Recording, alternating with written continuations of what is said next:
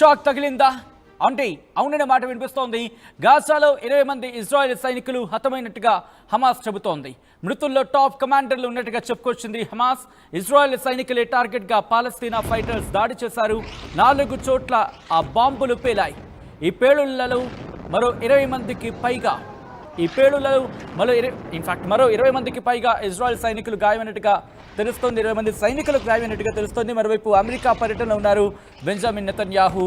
ఇటు ఇజ్రాయెల్ ప్రధాని Netanyahu America పర్యటనలో ఉండగానే ఈ దాడులు జరగడం ప్రస్తుతం సంచలనంగా మారింది. ఆ విజువల్స్ మీరు చూస్తున్నారు. These are the disturbing visuals. Viewer description is advised. ఈ కథనం మిమ్మల్ని కాస్త కలవరపరచచ్చు. దీనికి సంబంధించి తగిన జాగ్రత్తలు తీసుకోవాలని ఆర్టీవీ సూచించడం జరుగుతోంది. ఇప్పుడు ఇజ్రాయెల్ మీద దాడులను వేగవంతం చేసింది హమాస్. మరి ముఖ్యంగా గాజా వేదికగా గాజా నుంచి ఇటు ఇజ్రాయెల్ మీద దాడులకు పాల్పడుతోంది. వైమానిక దాడులకు పాల్పడిందా అంటే అవుననే మాట వినిపిస్తోంది దాదాపుగా. ఈ నేపథ్యంలో అసలు ఎందుకు ఈ దాడులకు పాల్పడిన సందర్భం అంటూ కూడా చర్చ జరుగుతుంటోంది. ఇక్కడ ఇజ్రాయెల్ మాత్రం ఒకటే చెబుతోంది, ఇటు హమాస్ చేసిన దాడిలో 5 ఐడిఎఫ్ అంటే ఇజ్రాయెల్ డిఫెన్స్ ఫోర్సెస్కి చెందిన 5 సైనికులు మృతి చెందారంటూ ఇజ్రాయెల్ చెబుతోంది. మరో 14 మంది మరణించారు. రోడ్ సైడ్ జరిగిన ఆ బాంబుల దాడిలో మరో 14 మంది మరణించారంటూ కూడా, ఇదంతా కూడా నార్దర్న్ గాజా అంటే ఉత్తర గాజాలో జరిగిందంటూ కూడా ఇజ్రాయెల్ చెబుతూ ఉంటే, కాదు 20 మంది సైనికులు మరణించారంటూ పాలస్తీనా అధికారులు హమాస్ చెబుతున్న పరిస్థితి ఉంది. ఒక్కసారి ఆ విజువల్స్ చూద్దాం. ఈ కథను మిమ్మల్ని కాస్త కలవరపరచొచ్చు. దీనికి సంబంధించి తగిన జాగ్రత్తలు తీసుకోవాలని ఆర్టీవీ సూచించడం జరుగుతోంది. This is the disturbing content. Viewer description is advised.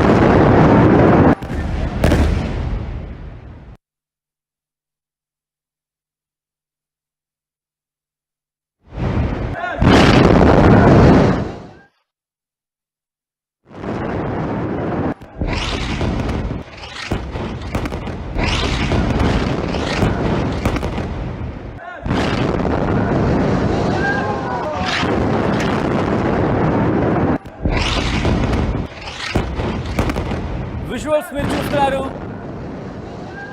ఈ విజువల్స్ మరి ముఖ్యంగా ఆ బాంబు దాడులకు సంబంధించి చూస్తూ ఉంటే హృదయ విదారకమైన దృశ్యాలనే చెప్పుకోవాలి. మరి ముఖ్యంగా గత కొద్ది రోజులుగా గాజా మీద విరుచుకుపడుతోంది ఇజ్రాయిల్. ఈ నేపథ్యంలోనే గాజాలో ఉంటున్న పాలస్తీనా అధికారులు మరి ముఖ్యంగా హమాస్, ఎందుకంటే అక్కడ హమాసే పాలన సాగిస్తున్న సందర్భం, హమాస్ నేతలు ఇక్కడ ఇజ్రాయెల్ మీద దాడులకు పాల్పడుతోంది. ఈ క్రమంలోనే కీలక స్థావరాన్ని టార్గెట్గా చేసుకొని దాడులకు దిగింది హమాస్. ఈ నేపథ్యంలోనే 5 సైనికులు మృతి చెందారంటూ ఇజ్రాయెల్ అధికారికంగా చెబుతోంది. అందరూ కూడా దాదాపుగా 20 నుంచి 28 ఏళ్ల లోపు వాళ్ళే. జెరూసలేంకి చెందిన షిమోన్ అమర్, 20 ఏళ్ల షిమోన్ అమర్, అలాగే అదే జెరూసలేంకి చెందిన నిసిమ్ ఫ్రీజ్, 20 ఏళ్ల నిసిమ్ ఫ్రీజ్, దాంతోపాటు అదే జెరూసలేంకి సంబంధించిన నోమ్ ఆర్హోన్ ముజ్గ్రియన్, ఇతగాడు కూడా 20 ఏళ్ళే. దాదాపుగా వీళ్ళు ముగ్గురు 20 ఏళ్ళ వాళ్ళే. ఇక తర్వాత బీట్ షిమేష్ ప్రాంతానికి సంబంధించి 21 ఏళ్ల మోషే షిమ్యూల్ నోల్, వీళ్ళందరూ కూడా మరణించడం జరిగింది. హైఫా నగరానికి చెందిన 28 ఏళ్ల బెన్యమిన్ అసులిన్ కూడా మరణించారు. వీళ్ళు మొత్తం 5 మరణించినట్టు అక్కడ ఇజ్రాయెల్ చెబుతోంది. ఇటు హమాస్ దాడులకు ఉపక్రమించడం జరిగింది, హమాస్ దాడులకు దిగింది అంటూ వాళ్ళు చెప్తున్నారు. మరీ ముఖ్యంగా ఆ దాడుల నేపథ్యంలోని ఇంకొక 14 మంది సైనికులకి తీవ్ర గాయాలయ్యాయి. దాంట్లో 2 చాలా సీరియస్ కండిషన్లో ఉన్నారంటూ ఇజ్రాయెల్ అధికారులు చెప్తున్నారు. ఐడిఎఫ్ ఏమంటోందంటే కనుక ఆ సోల్జర్స్కి సంబంధించి మరి ముఖ్యంగా 3 బాంబులు పేలడం జరిగింది. మరి ముఖ్యంగా హమాస్ వాటిని ఆపరేట్ చేసిందంటూ కూడా చెబుతూనే రోడ్ సైడ్ గ్రౌండ్ ఆపరేషన్స్ జరుగుతున్న క్రమంలో బీచ్ హనూన్లోని గ్రౌండ్ ఆపరేషన్స్ జరుగుతున్న క్రమంలో రోడ్ సైడ్ బాంబులను అమర్చి వాటిని పేల్చేశారు హమాస్ నేతలు. ఇన్ఫాక్ట్ హమాస్ వాటిని పేల్చడం జరిగిందంటూ కూడా ఇజ్రాయెల్ డిఫెన్స్ ఫోర్స్ చెప్తోంది. ఆ సోల్జర్స్ విషయంలో వాళ్ళు కాలిబాట్న వెళ్తున్న వారు కొంతమంది ఉన్నారు. మరి ముఖ్యంగా వెహికల్ లేరు. కాలిబాట్న వెళ్తున్న క్రమంలోనే ఈ దాడి జరిగింది అంటూ కూడా చెప్పుకొచ్చారు. ఇన్వెస్టిగేషన్ ప్రారంభమైంది.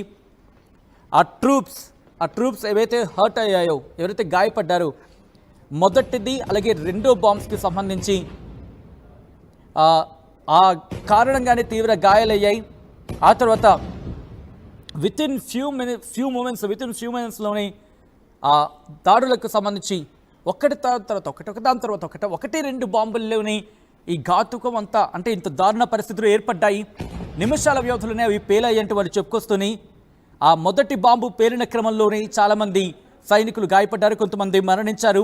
ఎప్పుడైతే ఆ బాంబులు పేలాయో వెంటనే ట్రూప్స్ అని అక్కడికి చేరుకున్న వాళ్ళని కాపాడేందుకు ఈ నేపథ్యంలో రెండు బాంబు పేల్చారు. ఎప్పుడైతే మొదటి బాంబు పేలిన తర్వాత వాళ్ళని కాపాడేందుకు వెళ్ళారో ఆ వెళ్ళిన క్రమంలో రెండో బాంబు పేల్చారు. ఆ రెండో బాంబు పేల్చిన క్రమంలోని మిగిలిన వాడికి కూడా గాయాలయ్యాయి. దాంతోపాటు ఇక మూడో బాంబును పేల్చే క్రమానికి సంబంధించి మాట్లాడుకున్న సందర్భంలో ఇజ్రాయెల్ ట్రూప్స్ మీద దాడికి పాల్పడ్డారు. హమాస్కి సంబంధించి 24 గంటల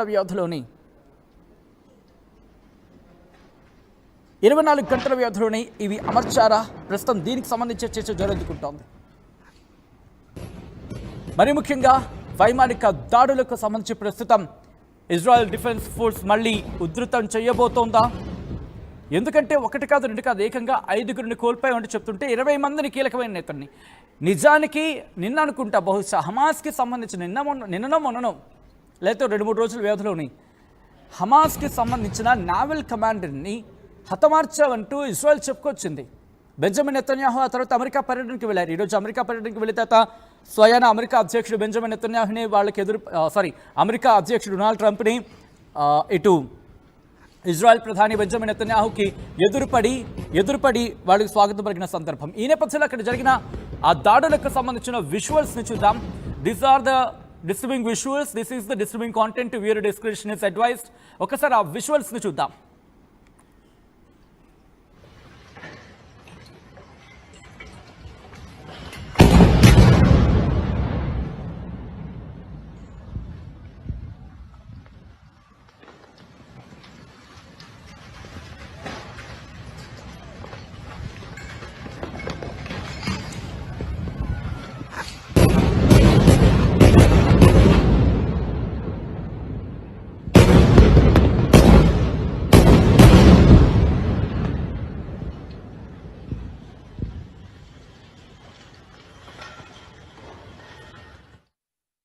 తెలుగులో ఫాస్టెస్ట్ న్యూస్ యాప్ ఇప్పుడు కొత్త అవతారంలో 5 సెకండ్లోనే పూర్తి వార్తా సమాచారం మీ చేతుల్లోకి.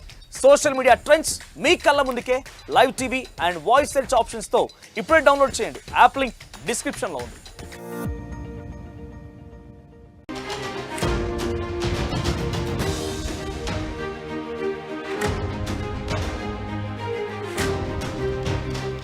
బ్రేకింగ్ న్యూస్ చూస్తున్నారు. ఇజ్రాయెల్ కు బిగ్ షాక్ తగిలిందా అంటే అవుననే మాట వినిపిస్తోంది. గాజాలో 20 మంది ఇజ్రాయెల్ సైనికులు హతమైనట్టుగా హమాస్ చెబుతోంది. మృతుల్లో టాప్ కమాండర్లు ఉన్నట్టుగా చెప్పుకొచ్చింది హమాస్. ఇజ్రాయెల్ సైనికులే టార్గెట్గా పాలస్తీనా ఫైటర్స్ దాడి చేశారు. 4 చోట్ల ఆ బాంబులు పేలాయి.